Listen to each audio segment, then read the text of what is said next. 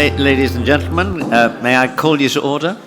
And let me say, on behalf of the Danube Institute, my colleagues here, I'd like to welcome you to what I know is going to be an absolutely fascinating discussion.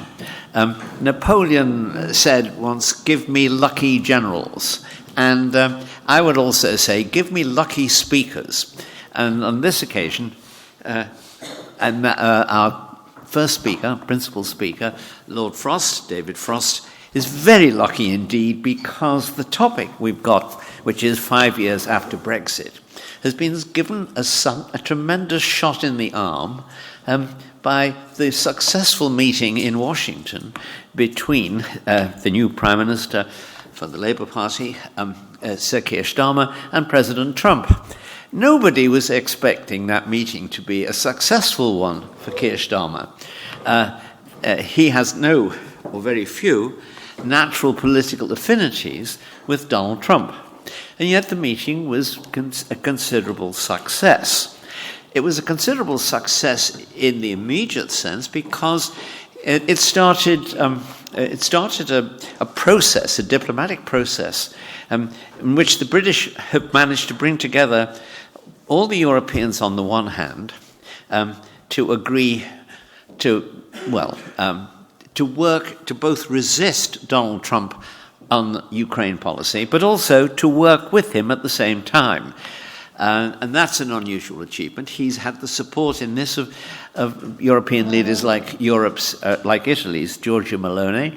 And it is obviously going to be a difficult time and a contentious time. And the crisis will not end soon and may not end well. But from Sir Keir's standpoint, he has made himself the bridge between Europe and the United States. It's often an ambition of British Prime Ministers, but he's realized it for practical purposes on this occasion.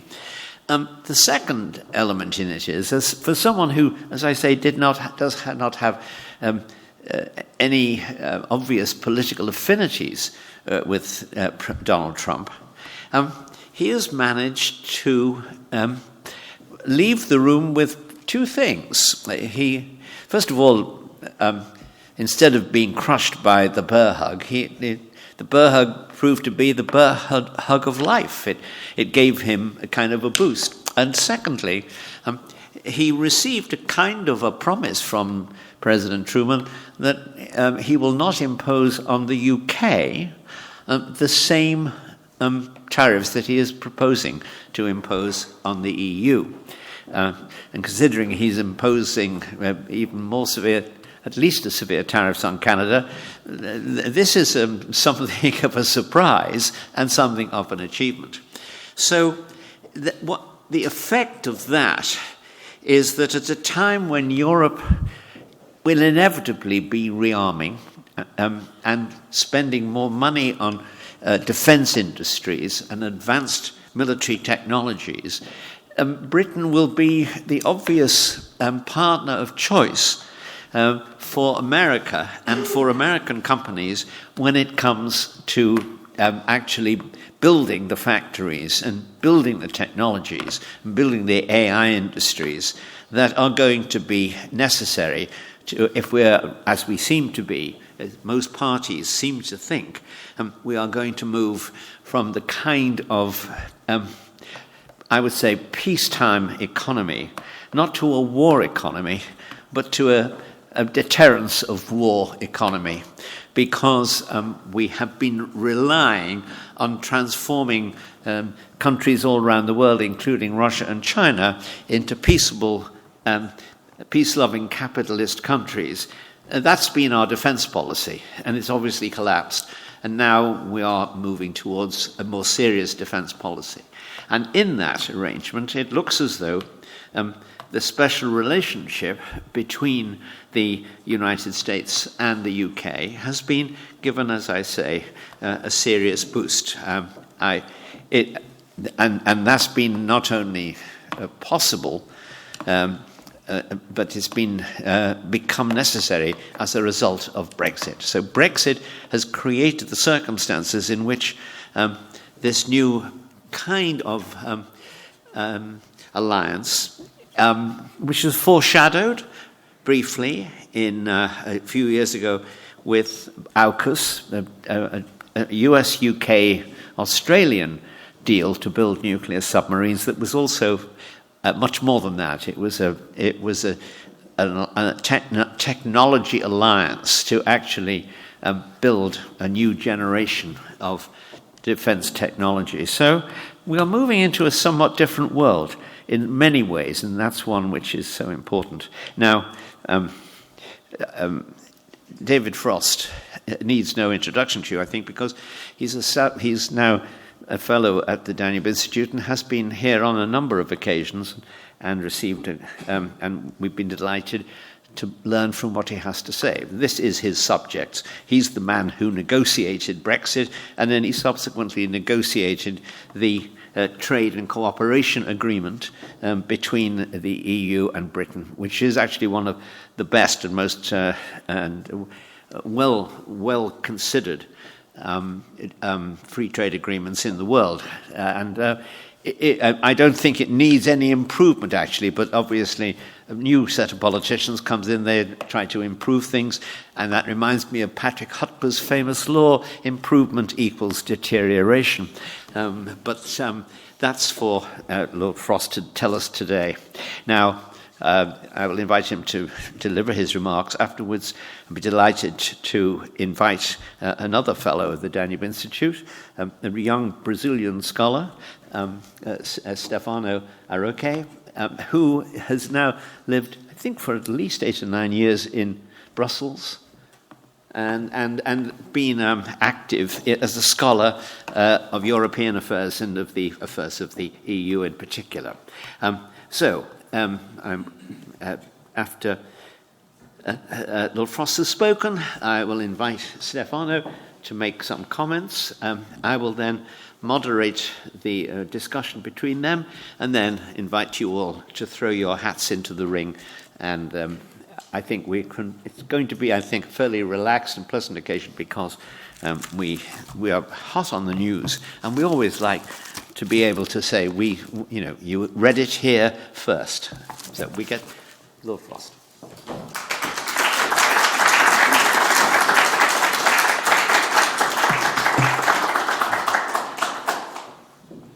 Well, thank you very much.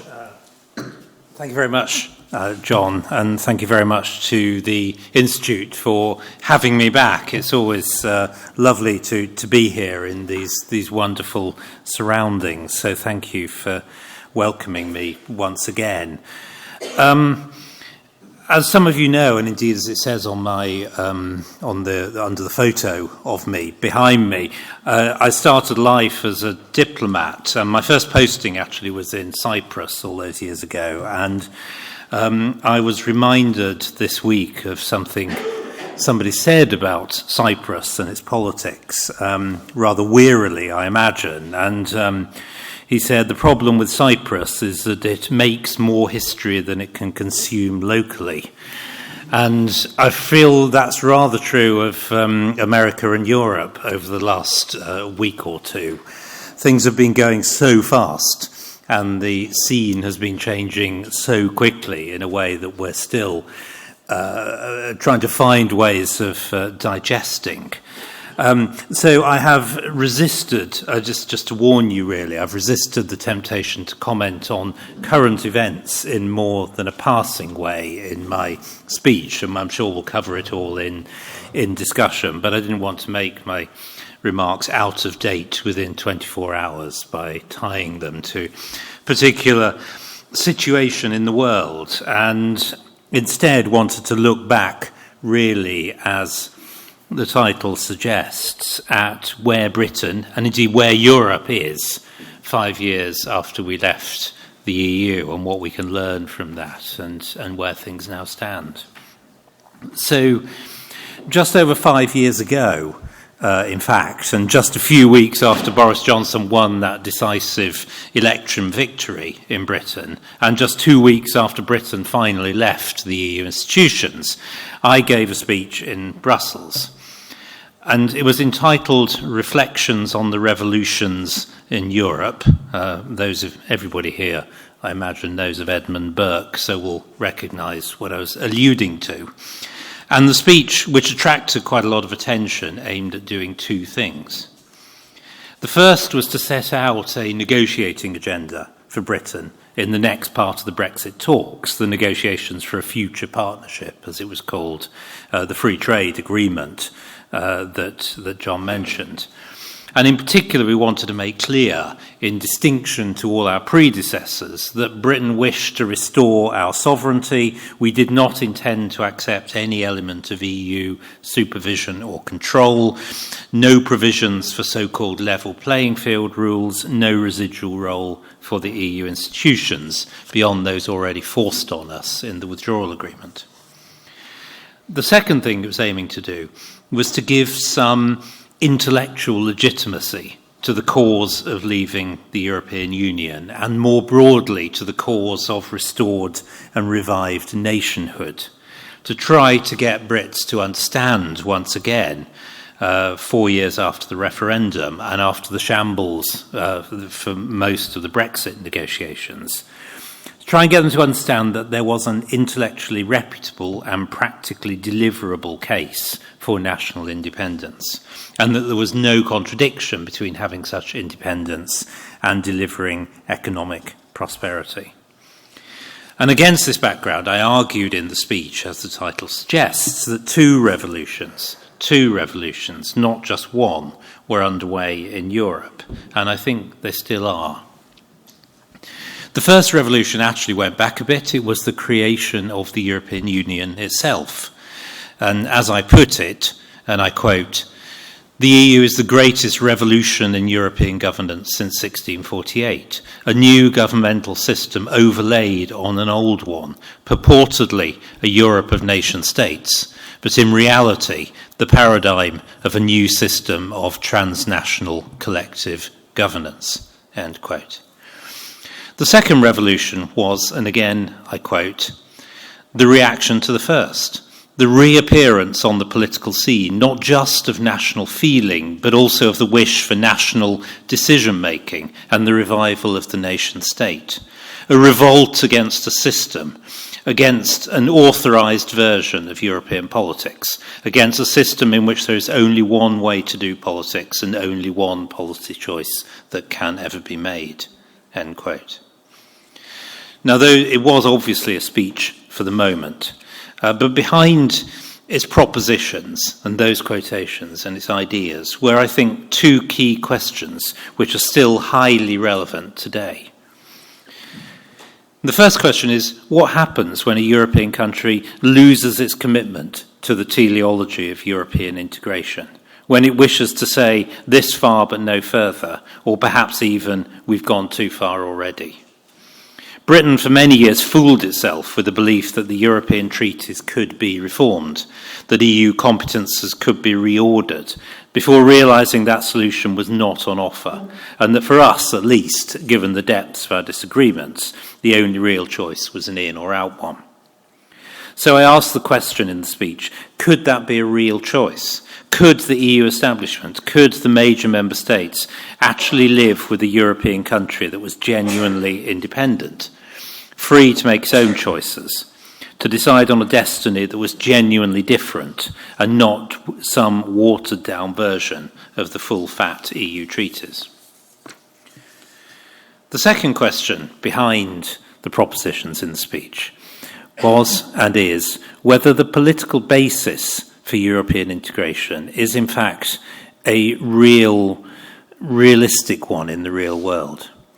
Of course, the EU's founding myth, and I saw people like Carl Bildt and Donald Tusk expounding it on X last week, the founding myth is that the EU was created to ensure peace in Europe.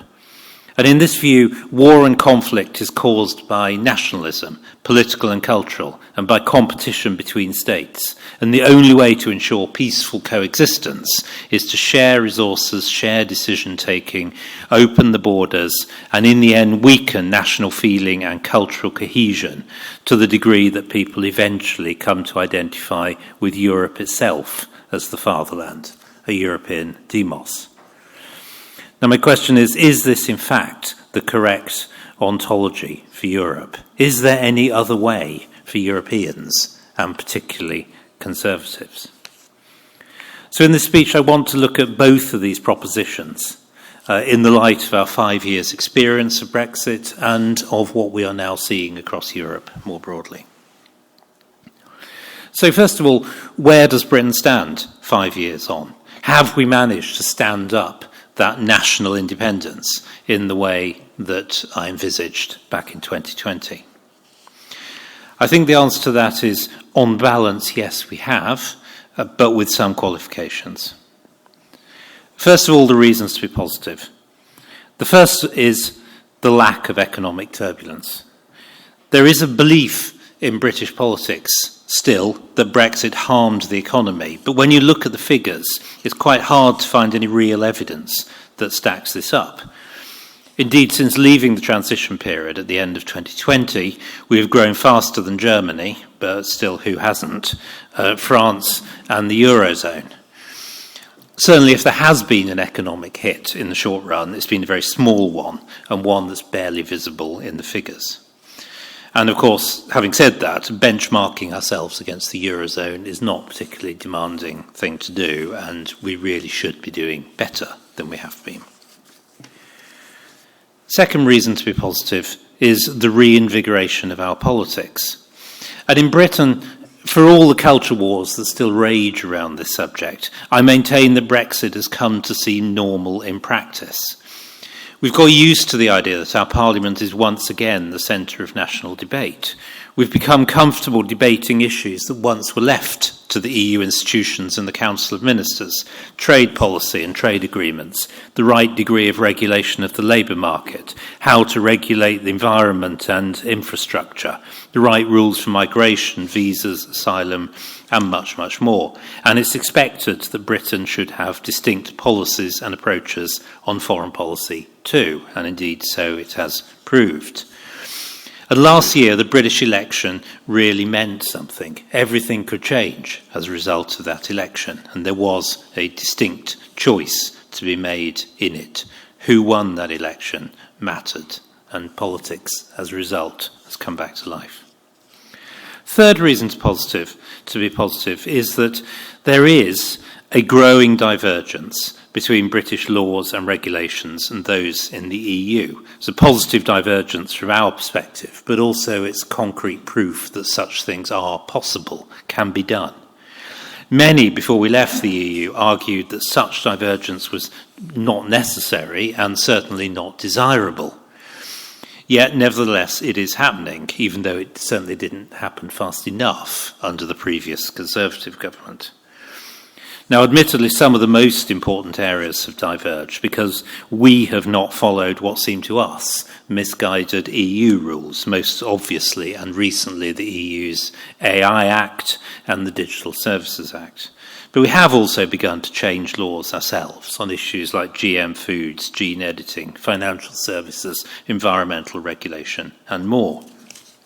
And even the current government, though it doesn't like to admit it, has done some things that would be very difficult, if perhaps not absolutely impossible, under European law, undesirable though they may be. VAT on school fees, for example, and the nationalisation of the railways. I think both would still be extremely difficult if we were in the EU. The sky has not fallen in as a result. Two somewhat different systems of high standard regulation are starting to emerge, even though one of them is not supervised by the European Commission. We've only had one trade dispute between the UK and the EU under the TCA, and that has been on the politically important but economically marginal area of fishing and the environment. So it can be done. You can have different rules. You don't have to have one size fits all. And finally, fourth reason to be positive is the politics is going in the right direction. This current Labour government, all of whose leading members hated leaving the EU and would go back in a moment if they could, nevertheless had to campaign in the election on and they are standing by the propositions of no return to the EU, no return to the customs union, no return to the single market. And they repeat this mantra repeatedly. And they're doing this not because they like it, but because they can see the politics of anything else is impossible for them. That's not just about responding to public weariness with the EU debate.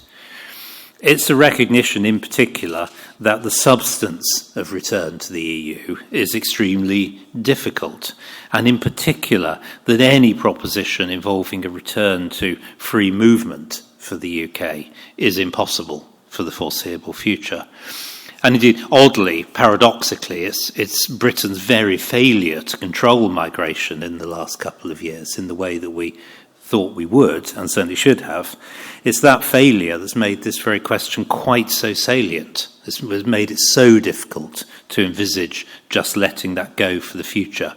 It's brought the continued extent of international supervision via the ECHR into full view, and it's certainly made any return to anything goes entirely toxic in British political discourse. So those are the reasons to be positive from the Brexit point of view. What are the problem areas? Well, I think there are two, and they are connected. The first is the ongoing issue of Northern Ireland.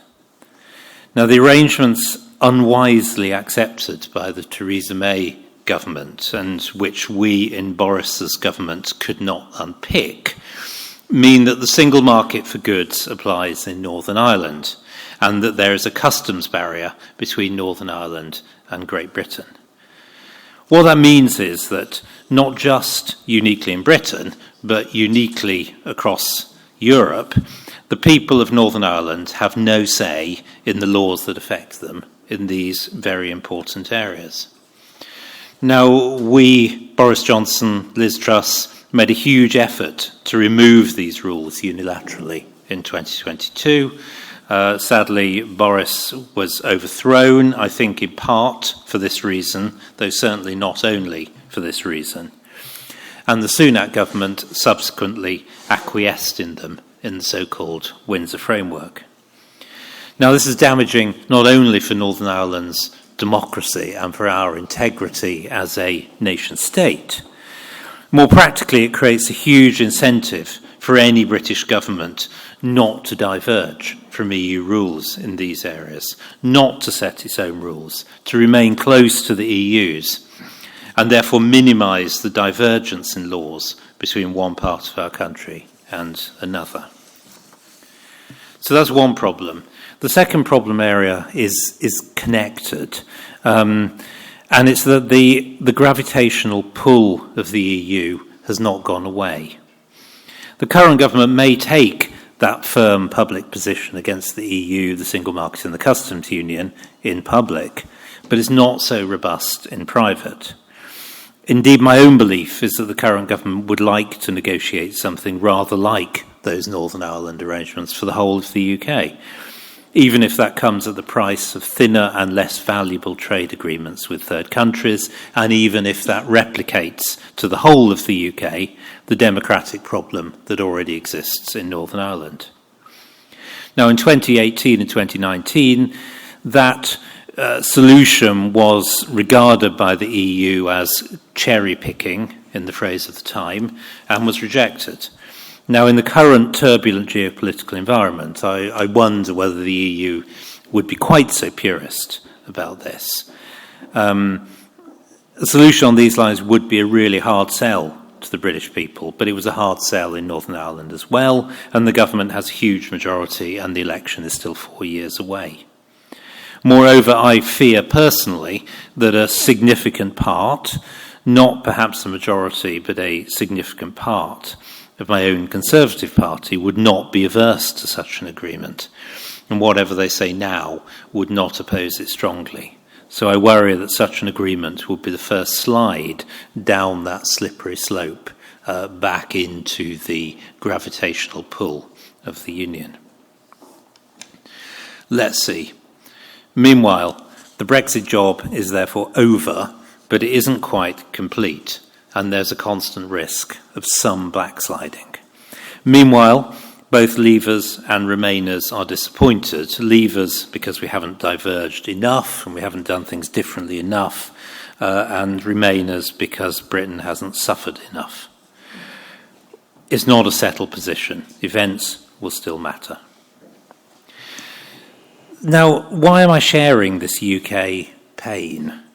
Why should you in Hungary, or indeed any European country, care much about the twists and turns of UK thinking on our national life outside the EU?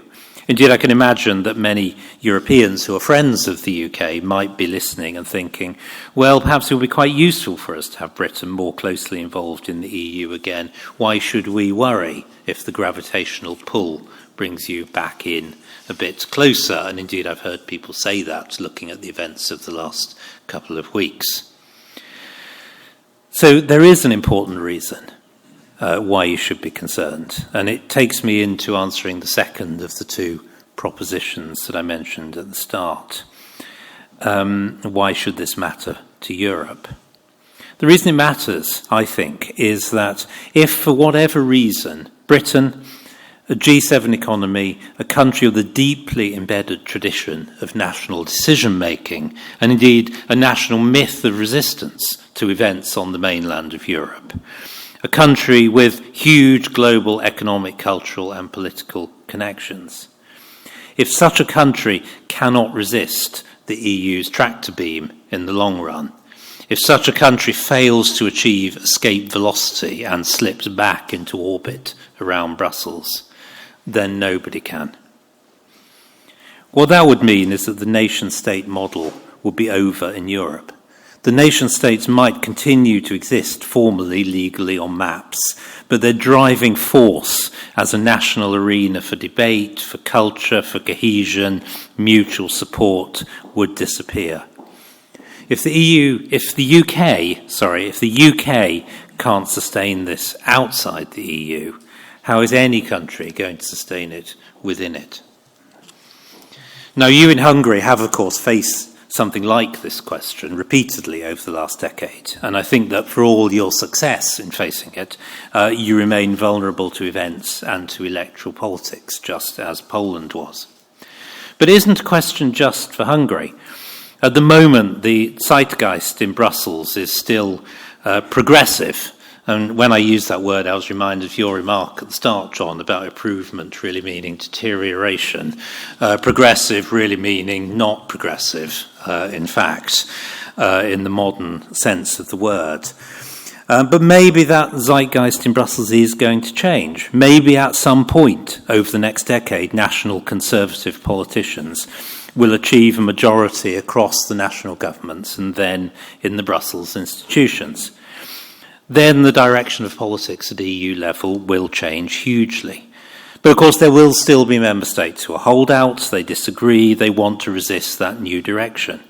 Will they be able to do so in what they see as their national interests, or will they be expected to acquiesce just as Hungary and your friends have been? Now for me this goes to the heart of what the European Union now is, and thus to some very difficult choices.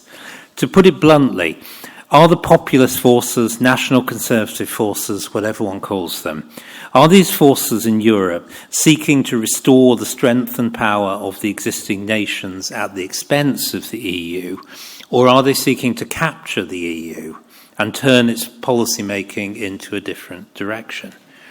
And when European politicians talk about make Europe great again, which of those two things do they really mean? The issue is directly relevant to national conservatives, but not only to them. The last 2 weeks of geopolitical turbulence have obviously led many people from all backgrounds, all political directions, to argue that Europe must step up on defence, must spend more, must be more assertive in the world, and maybe even must be ready to guarantee or even defend Ukrainian sovereignty in some way. Who knows? For sure, the Commission and the ideologues in the EU will already be seeing this crisis as another opportunity to grab more powers for Brussels. But really, to what end? It's obvious that there's simply no consensus in the EU on this subject.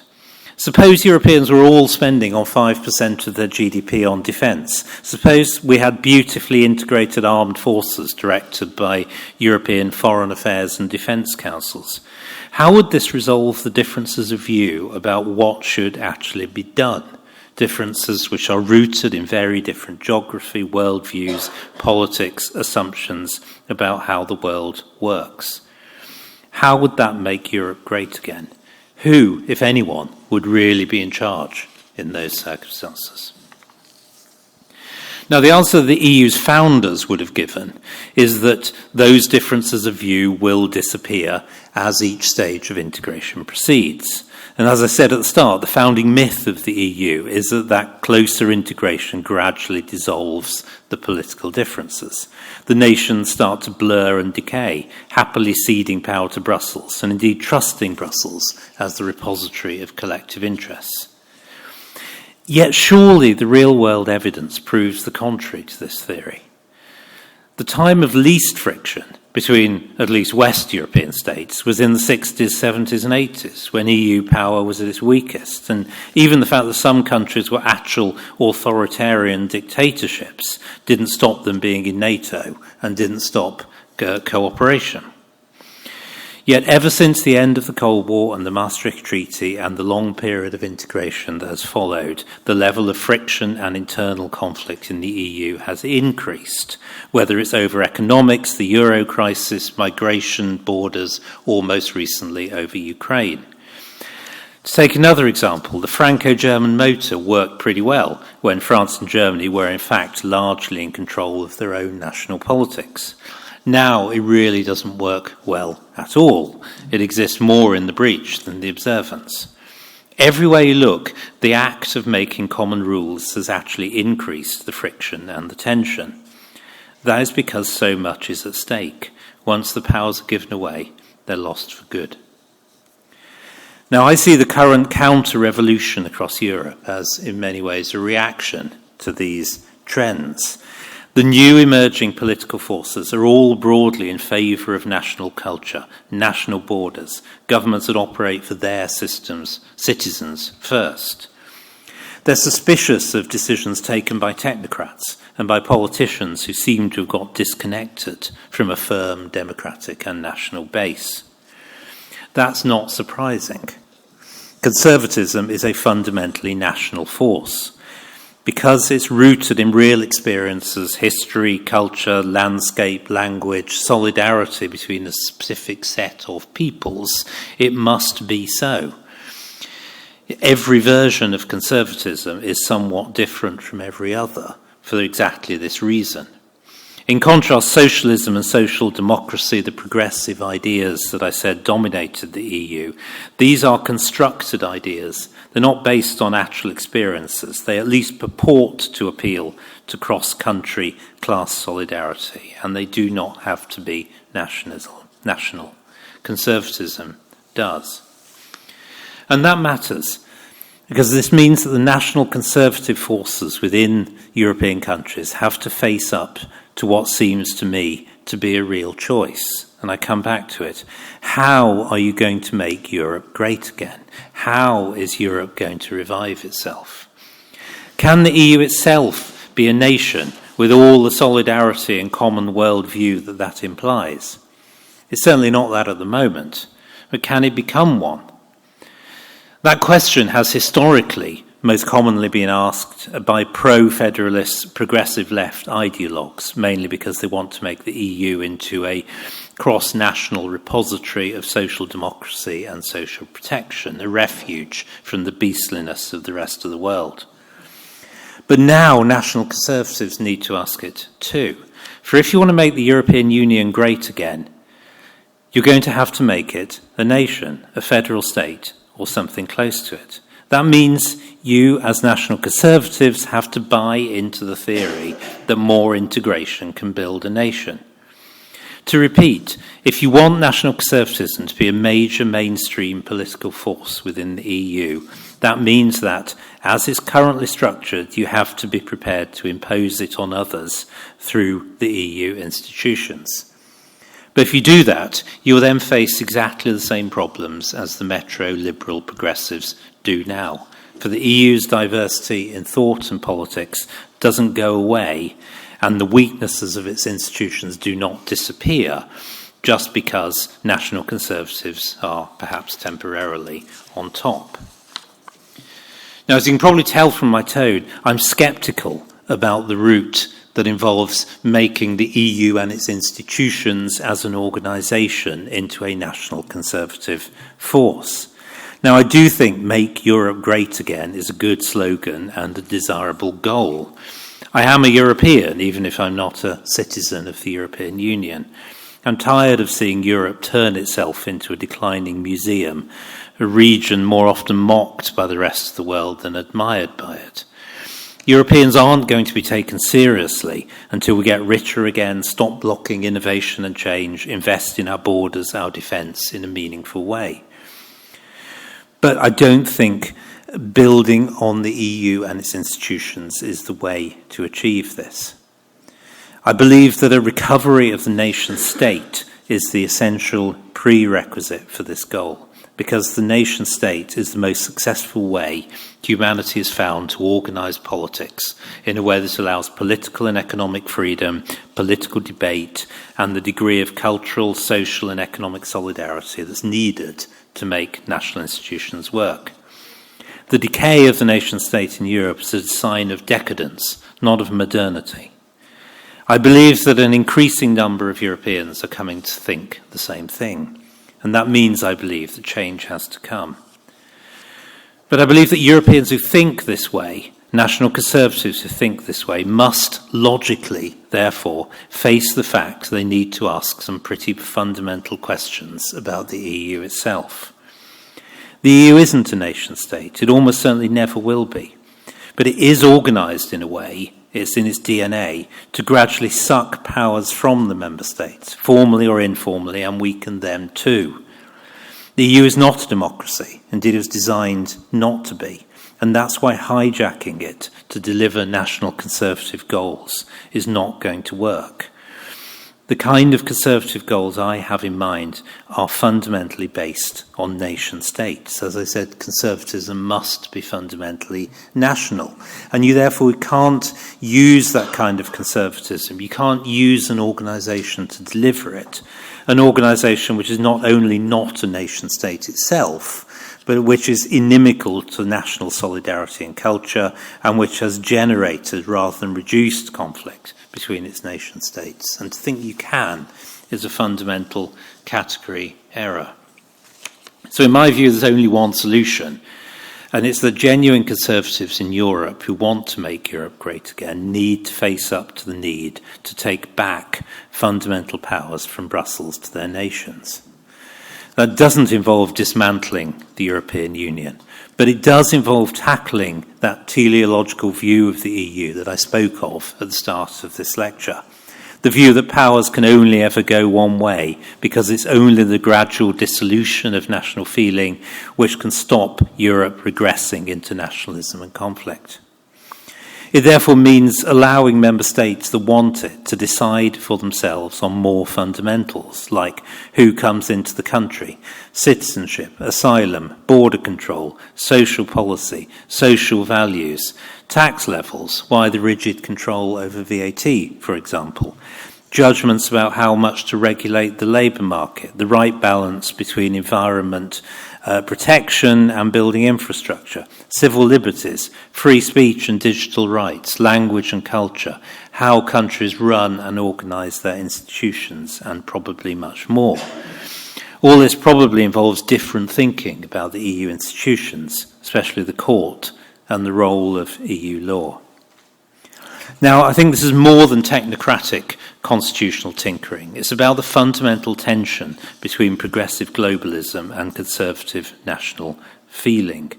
The reality is, in my view anyway, that without the powers I have described, conservatives can't create conservative countries, or at least they can only create ones which are under constant attack from those who don't like conservative values. So unless a concerted effort is made to shape the debate and change the EU much more genuinely into a confederation of nation states, not just in words but in actual powers, the current erosion of autonomy and nation state capacity is going to continue, and Europe will never be great again if that happens. Now, to conclude, I don't, of course, expect many in Europe to heed the call I've just made. The last 2 weeks of European thrashing around on geopolitics, the refusal to face facts on Ukraine and on Europeans' own power in the world, suggests the current leadership of most European countries is really unable to see things straight and do more than respond to day-to-day challenges. But still, the problems will not go away. If Conservatives don't put forward their own clear vision for Europe and how it works, then the instinctual movements of the EU and its leaders will dominate. Maybe European Conservatives are unlikely to find themselves in a, quote, nation called Europe, but they are likely to find themselves stuck in a political construct that by design will stop them fulfilling their conservative goals. The sooner that is faced up to, the better. Changing things is, after all, a major task. It took the EU 70 years to get to this point. It's probably going to take at least as long to reverse it. Better start soon. Thank you very much.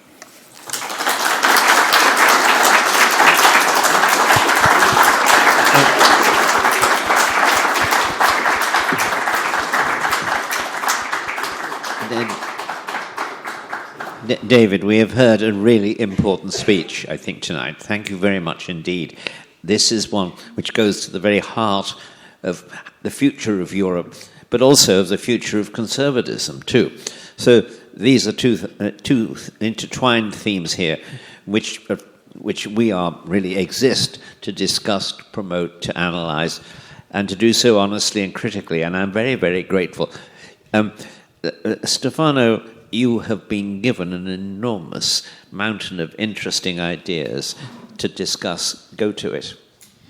Thank you, John. Thank you, Lord Frost, for all these ideas, for all the propositions you brought forward. I could be here, I guess, all night dissecting the speech and asking you questions about it, but since we are limited on time, I think I will limit myself to 3 points. 2 of them related to Europe, and 1 of them related to the future of the UK. The first one is, and I would like to start by saying that I find it both ironic and logical that the ones to come up with the slogan "Make Europe Great Again" are those who are often accused of being Eurosceptical or against the EU. And in the mind of a European federalist, if you oppose ever-growing European integration, you oppose the very idea of Europe. When one goes to Brussels, one of the most, let's say, notorious and most famous museums there is the so-called House of European History, which is a multi-million project by the European Union, modeled on the House of German History in Bonn, that claims to tell the entire history of Europe in 5 floors of a renovated 19th century building with a terrible modernist annex. What it does instead is it serves as a shrine to the foundational myth of the EU. And the history it tells is that Europe was born after the Second World War, and Europe was born with the founding fathers of the EU. What existed before is of minor importance and only serves as the original sin that the EU has come to redeem the European continent and European citizens from. And it just tells this completely idealized vision of the EU apart from the mandatory social progressive self-flagellation on issues such as migration and other in vogue topics such as environmentalism or minority rights, that the EU not only wants to portray the world, but most of its civil servants actually believe. That leads me to my first question. Yes, we are now living in a world where there has been a rightward shift in politics, where more and more politicians are adopting national conservatism. But as you know better than I do, the EU is moved not by its politicians but by its civil servants. And the average EU civil servant is more likely to believe the mumblings of Guy Verhofstadt than to have any rational ideas on the problems and the dangers of uber federalization. So, do you believe that the EU is heading towards a new period of what was called in the 70s Eurosclerosis? So, a period in which the EU had competencies but was unable to execute them properly because of a lack of decision-making. At that time, most decisions were taken by consensus, and no consensus could be reached. Now, most decisions are taken by qualified majority, but more and more topics are controversial, and the EU has gained more and more powers. If by then Eurosclerosis could be a hamper in the European economy, by now it could be fatal. And it does seem that we're heading in this direction, that the EU, this double-headed monster with its politicians pointing to one side, its civil servants pointing to the other, may risk tearing itself apart, while Britain watches in splendid isolation. What do you say? Gosh, very interesting. I do think we're heading to a period of Eurosclerosis. I mean, I think that may not be a bad thing. So, it depends how much damage you think might be done if the EU was working effectively, given what so many of its civil servants and leaders think. But I do think it's, and by the way, I think it's the fact that so many of its fonctionnaires and so on believe this teleological view of European history. That's what makes it so difficult for national conservatives to take it over. I think it's just, I'm pleased that the European elections last year produced a different kind of European Parliament, but really I think there's a long way between that and making a difference to the way it really formulates policy. So I do think that we're likely in a period of Eurosclerosis. There is reluctance to give more powers because so many already seem to have been given over. There's reluctance to face up to the consequences of some decisions.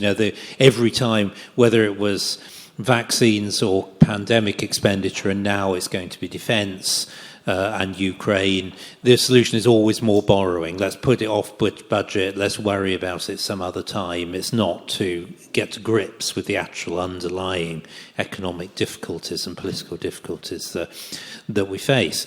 So I just think it's going to be really, really hard to take really strong, meaningful decisions about things.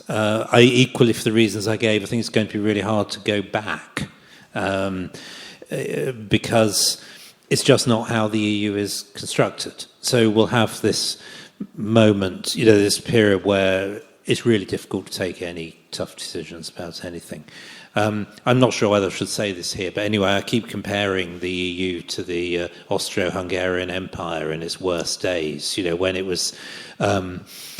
it was kind of more of a problem than a genuine benefit to its allies, and was so dominated by internal discussions and kind of how it would order itself and how it would take decisions. And this just seems very much like the role the EU plays in the world at the moment, unfortunately. And it's a great pity.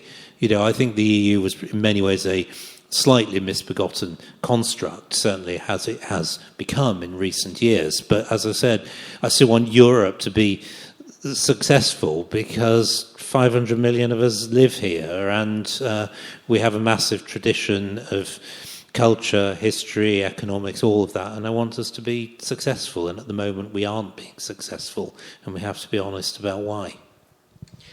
Thank you very much. And I would just like to say, I believe the comparison is very much fair, with one addendum, that the Austro-Hungarian Empire in its worst days gave us Jugendstil, and the EU gave us the Berlaymont. So I think there's a bit of an aesthetic difference there.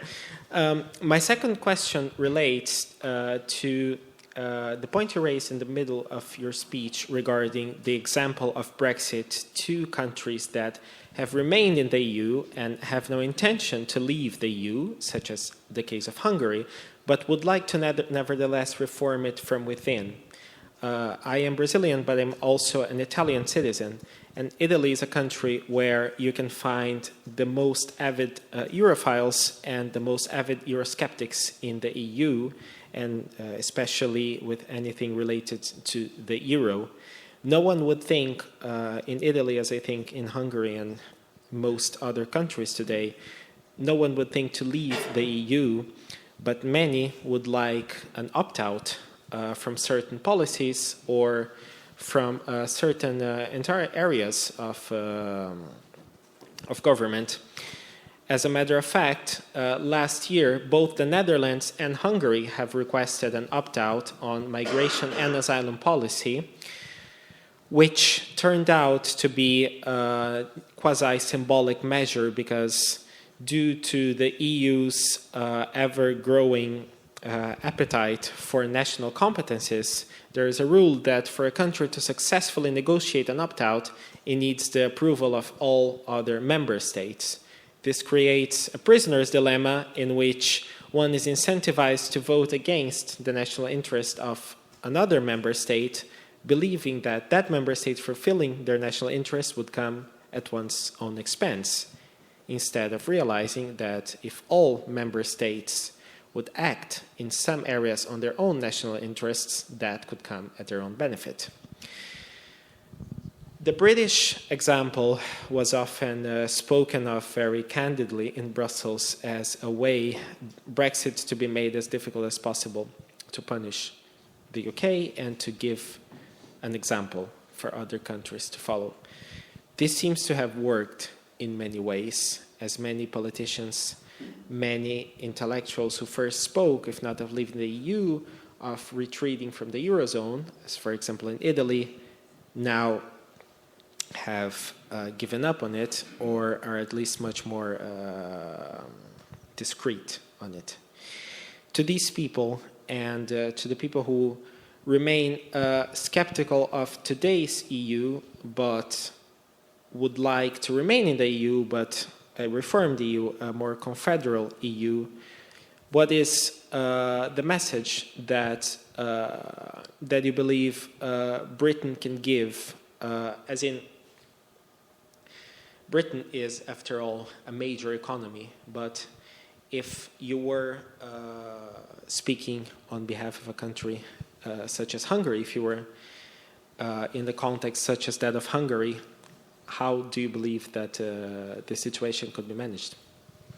I think it is very difficult for countries left in the EU, particularly if you came late to the project and don't necessarily kind of buy into many of the underlying principles.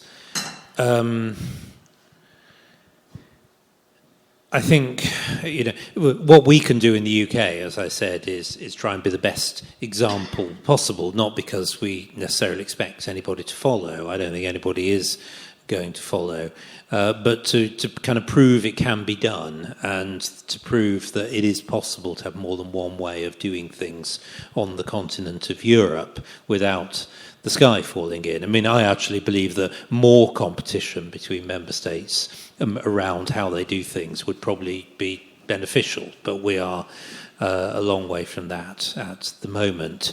I think the UK will fulfil that role a bit more. Indeed, arguably it's already beginning to a little bit as the trauma of leaving kind of recedes and the mess that was made of part of the process comes to be forgotten.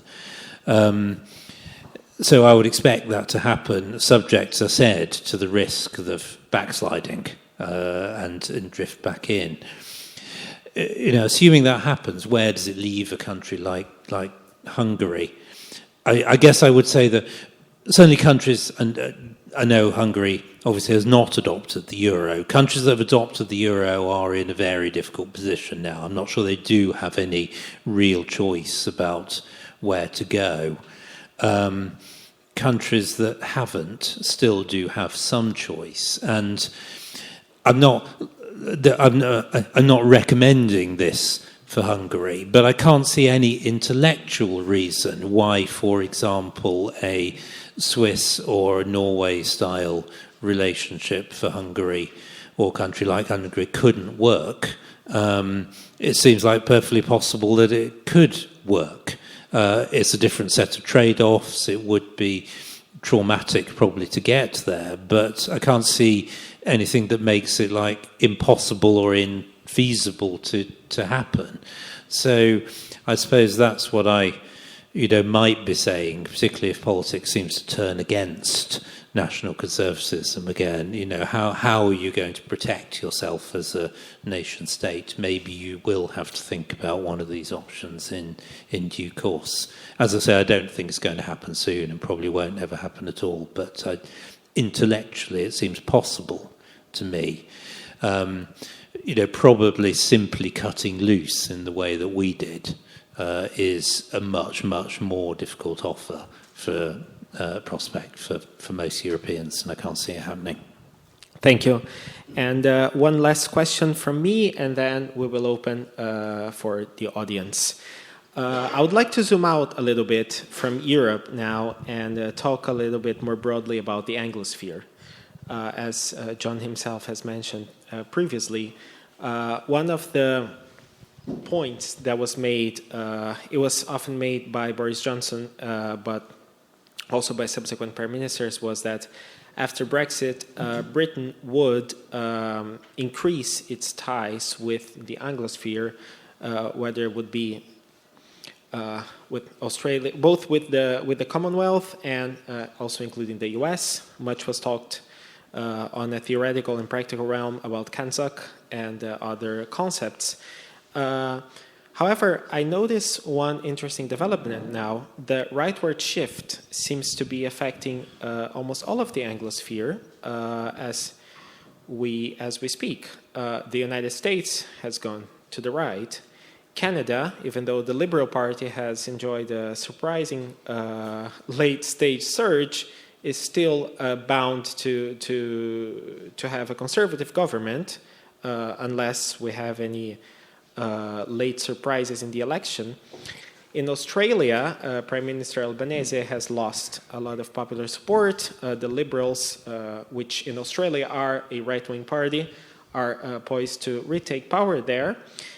In New Zealand, we have a centre-right coalition. The UK seems to have become somewhat of an outlier in the Anglosphere for the coming years. We know that Labour has lost a lot of popularity in opinion polls, but you're still a long way to go to the elections. So this will be actually two questions. My first one, is the future of British conservatism in terms of foreign policy in the Anglosphere? And the second one is, how will Labour manage its relations with this new right-leaning Anglosphere? Thank you. Oh, interesting questions. I think the Anglosphere is, it's obviously a kind of, cultural concept. It's not particularly an economic concept, I would say, though clearly there are links between them. I don't particularly see British conservatism as depending on the Anglosphere. I think there are things we have obviously felt more comfortable doing, AUKUS being the obvious example, the UK, US, Australia arrangements, which I think were more easily done within that context than they could possibly have been done in any other. But I think that, and I'm certainly in favour of closer links within the Anglosphere, but there are just different kinds of arrangement, I would say. It's much, much looser. It always will be a lot looser, and it's based on kind of cultural, family, travel connections of all kinds. And I can't really see it going beyond that. And that's sort of an answer to your second question too, that I don't really think it'll be difficult for Labour to operate within a generally right-wing Anglosphere. They'll obviously disagree on certain things. They're managing it so far with President Trump. After all, I think they'll probably be able to manage the Canadians and the Australians. Precisely because it's so loose, it's much easier to manage. And Labour, even the progressive version of Labour that we've got in Britain at the moment, is still, the cultural, the historical, the family, the travel connections with Canada, Australia, and so on exist just as much for them and their voters as they do on the right. So I don't think it's a problem. I mean, it's obviously an oddity that we've ended up with a left-wing government when everybody else ended up with a right-wing government. And I think it is, it's a kind of fluke, really, of, our electoral system, the absolute disastrous mess that the Conservatives made of the last 2 or 3 years in government, the split on the right that's given us a left-wing government with a very low number of votes and a low and falling number of votes. And it's a kind of oddity. It doesn't reflect the real politics of the country. I think it's just reaction to the last few years, more's the pity. Thank you very much. We would like now to open up the floor to the audience. If anyone has any questions, please raise your hands and we'll make sure the microphone gets to you.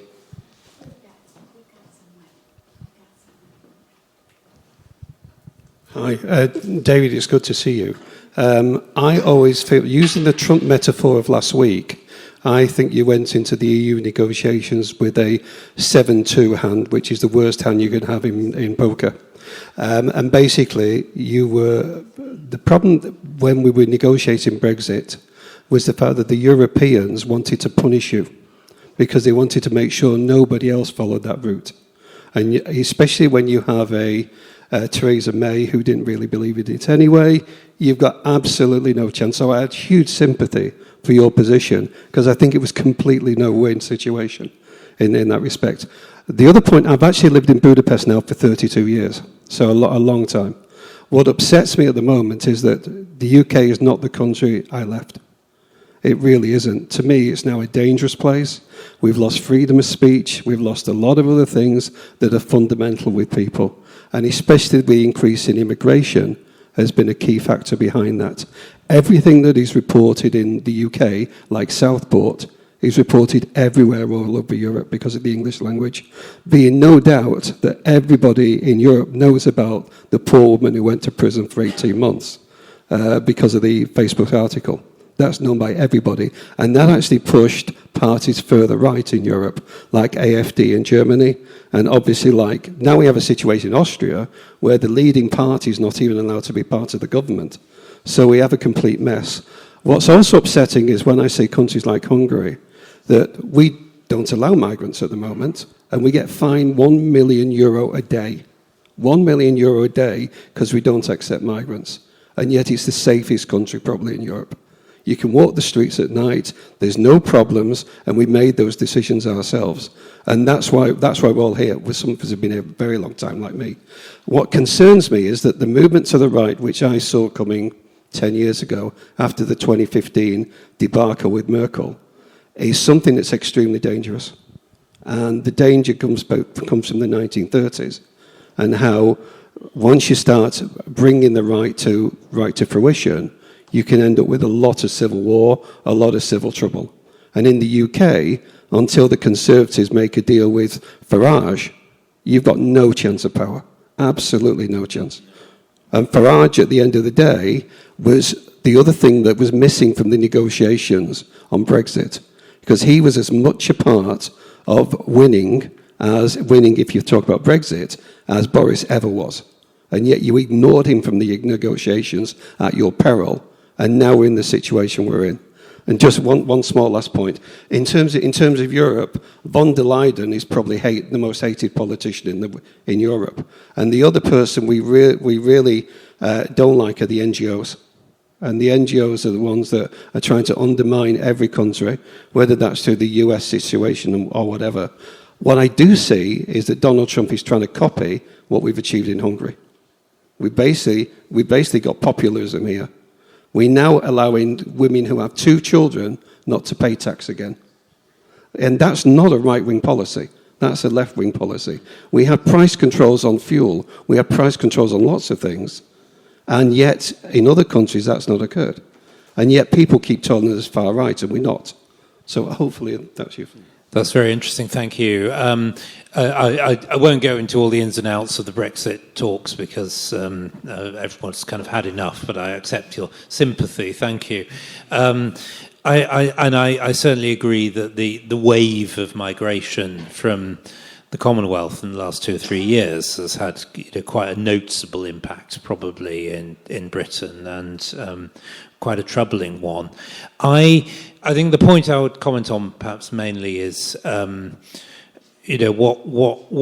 politics is all this generating. I don't see personally the national conservative parties, for want of a better term, across Europe as being kind of far right. I think most of them are, in the place that mainstream right-wing parties would have occupied, say, 30 years ago, but politics has moved to the left. The AFD slightly has a fringe, I would admit, and so do 1 or 2 others. But in general, I think that's where they are.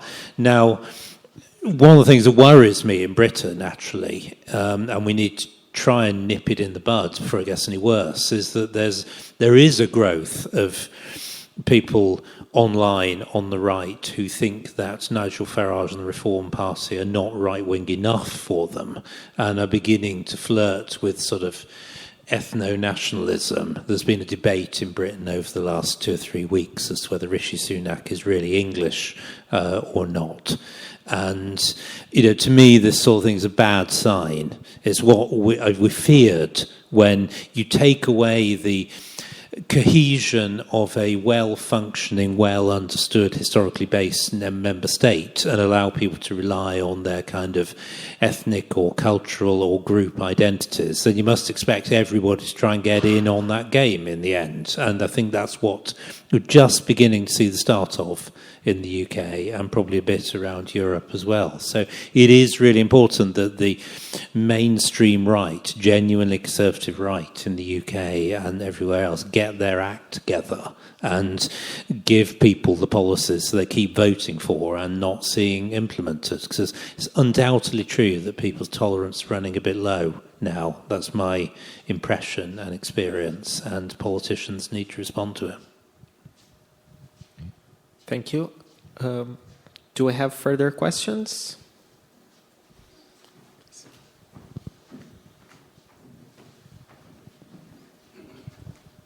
Hello. Could I ask you, you mentioned at the start of your speech that one of the effects of Brexit was that the House of Commons has become again the place to have serious discussions of policy. And one of the things you mentioned was migration. But the fact is that the European Court of Human Rights has more effect on migration than anything decided in the House of Commons. Now, Britain had to belong to that because it was a member of the EU, and it had the right to come out, which it didn't do.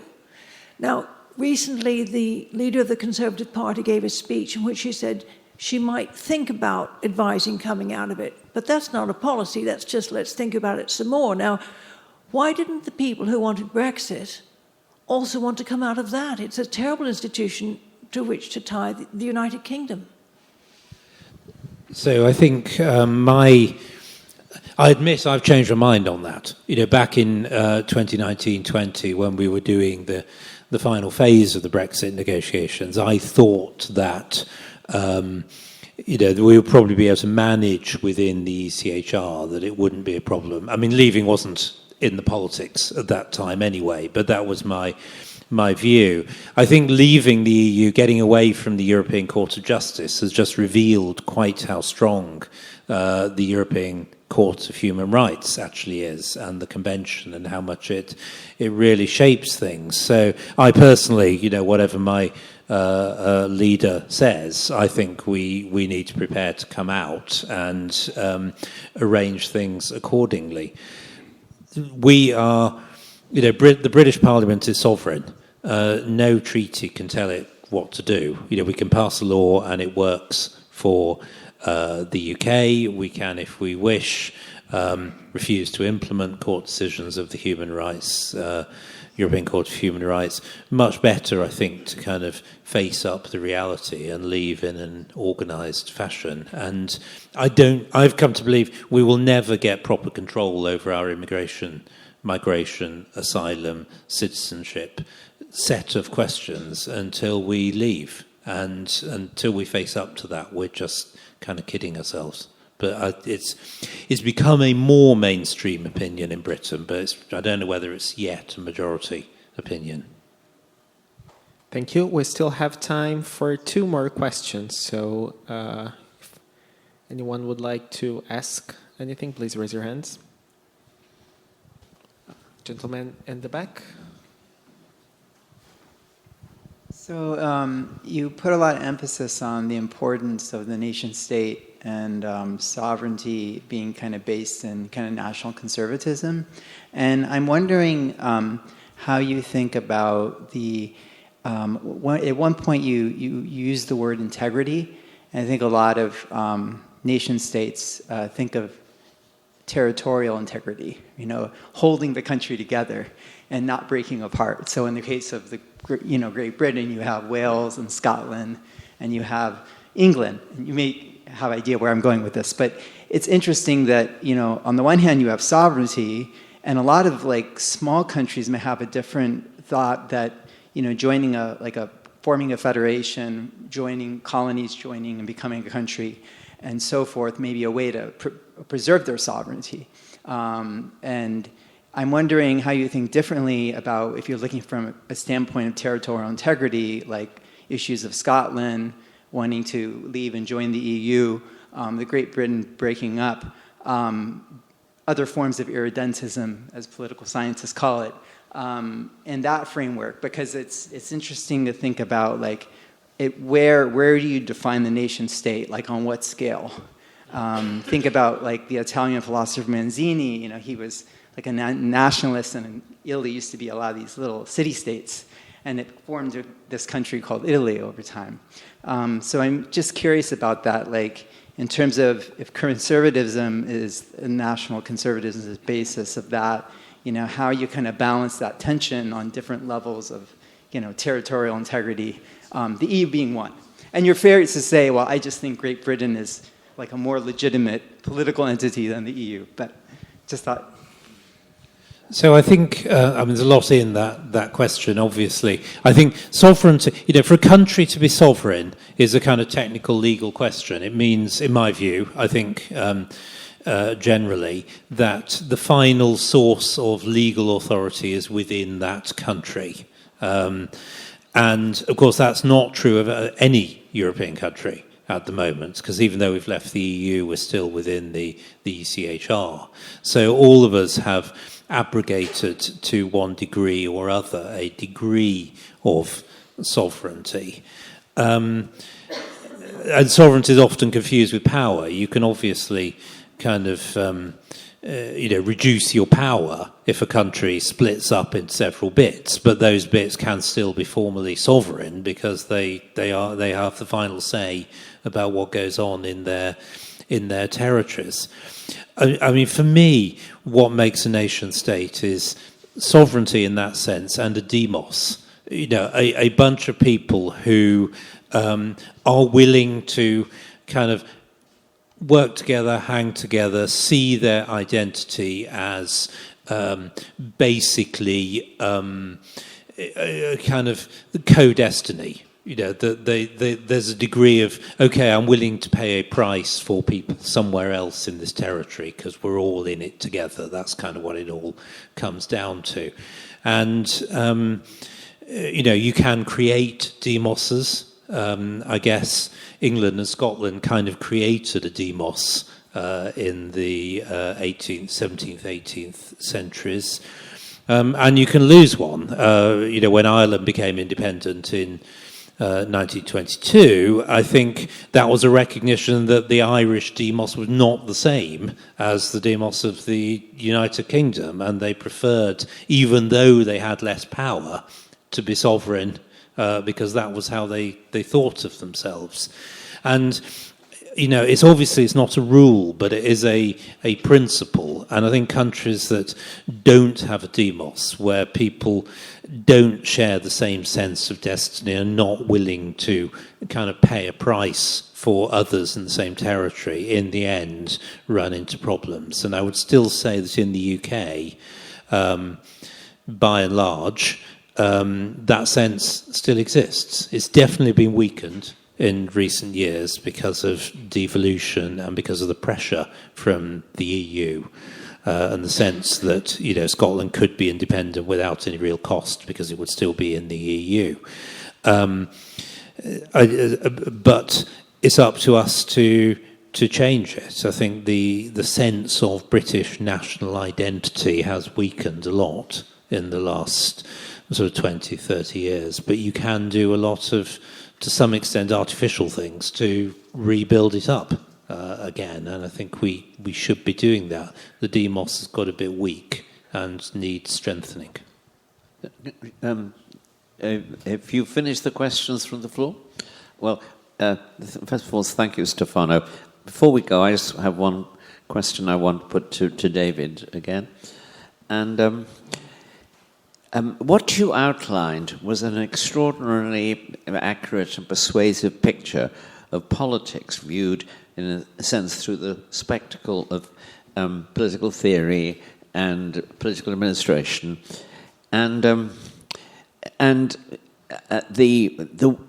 what that study tells us is that we are now in a political structure which, in a sense, as Marxism did, has only one direction.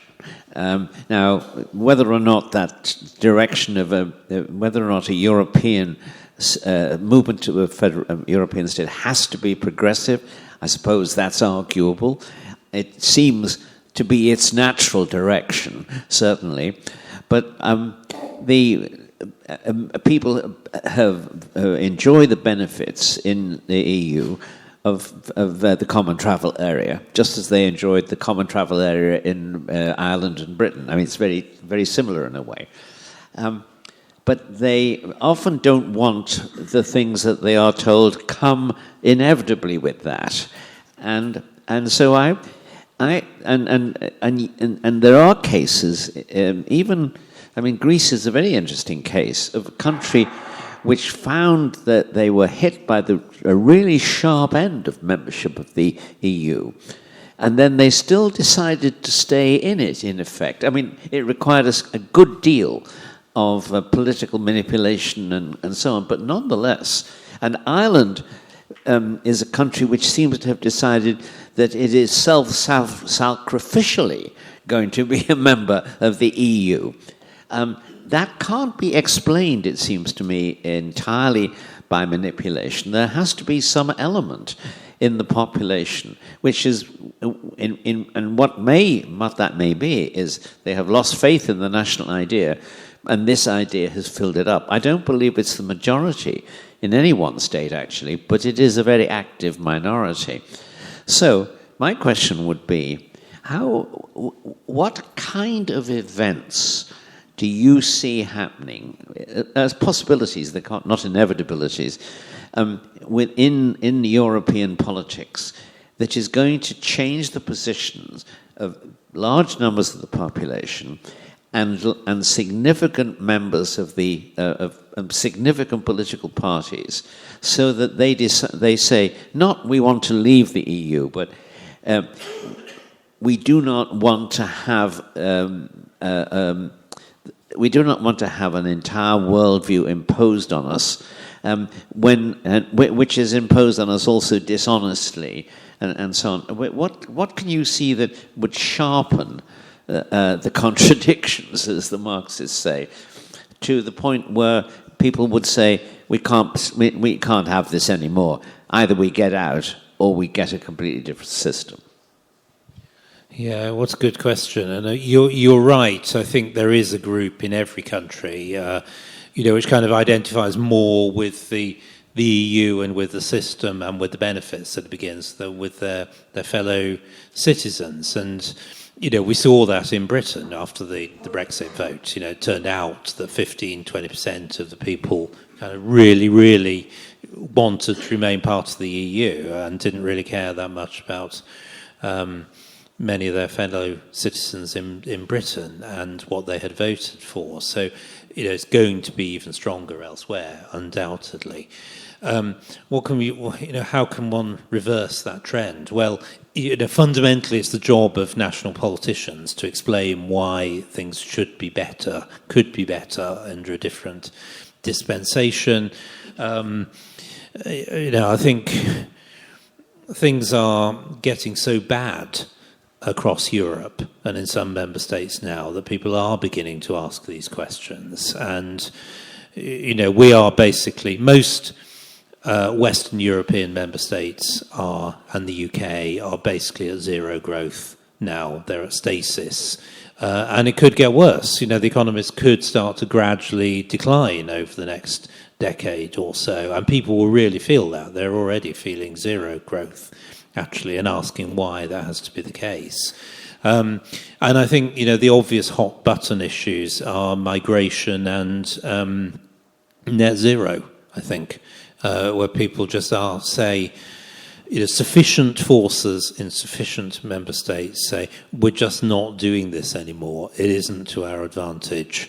Look where it's taking us. And it requires skillful political leadership. It requires leadership that can make this sound like the future, not the past. And I think that's the basic problem. So much of this, the politics of this is it's like you're kind of denying history if you want to sort of go in a different direction in Europe. That you're sort of standing up across history, yelling "stop," as was said about conservatism, and that just can't be done. It takes skilled politicians to say, if you're going in the wrong direction, the right thing to do is retrace your steps and explain why that's necessary and go off in a different direction.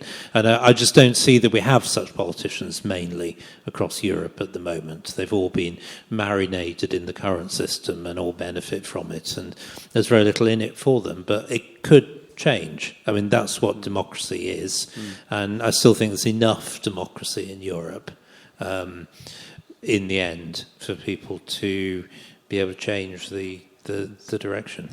Well, I think the latest example of what you've been saying is the amazing sudden reversal of the German Chancellor, who's only just been elected and is already kind of disavowing the policy platform in which he was elected.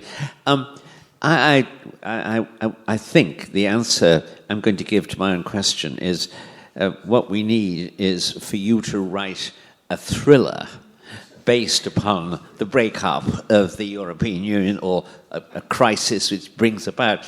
I think that actually would have some kind of impact because it would in a sense, sharpen the people's realization. Yes, this is what's going on, and it's not going on the way we thought it was, with a lot of clinical, intelligent people making decisions based on all the facts and so on. It's based on a mixture of arrogant stupidity, addiction to existing ways, and annoyance with anyone who won't go along. I mean, there's a lot to deal with there if you're a creative artist, which, alas, I'm not. I want to thank you very much indeed. I think this has been a tremendous lecture, actually. I hope it. I mean, we're going to try and we're going to be offering to publish it right away. I can see Mary Ellen Simon of the Brussels Signal thinking a similar thing. And and I think they're all around. This is something that does the all-important job of clarifying what people suddenly know they didn't realize they knew this until they listened to what you said, and now they do, because it brings together a lot of important thoughts in a form, in an analysis, which makes them live, and actually not just live, but inspire a mixture of fear and anger. So thank you very much indeed. I'm very grateful, and we all are.